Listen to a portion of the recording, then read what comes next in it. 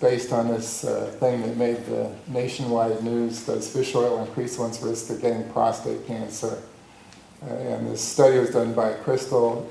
So there was a 71% increased risk of prostate cancer with high intake of omega-3 fatty acids.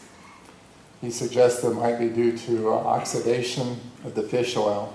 Another possibility would be contamination of the fish with pesticides, because they actually did a study where they gave animals contaminated salmon and they all developed diabetic conditions and things, and when they had a non-contaminated fish oil, there was just an improvement in health.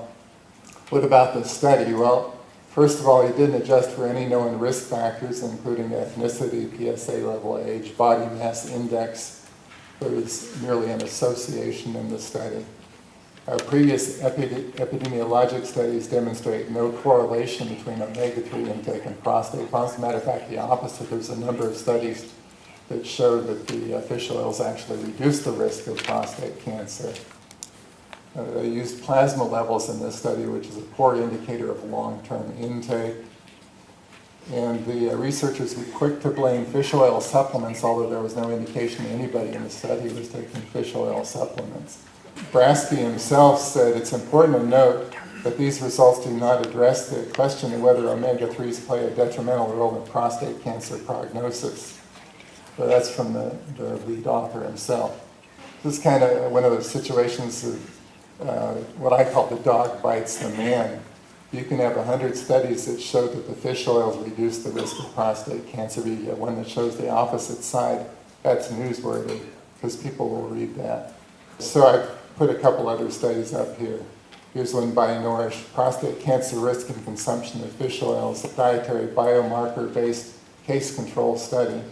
They point out that it's very difficult to assess dietary intake. They examined the relationship between red blood cell levels of EPA and DHA and prostate cancer risk in a case control study. They found if the EPA levels were elevated, the prostate cancer risk was about 60% of what it would be if the EPA levels were low. Pretty much the same with DHA levels. So that's one study. Here's another.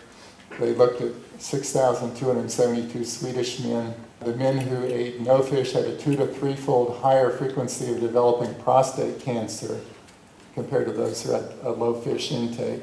Another study by Harvard, they looked at 47,000 men for 12 years, doing a dietary intake analysis every 4 years.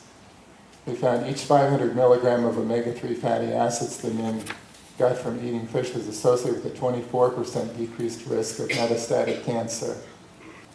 That's that.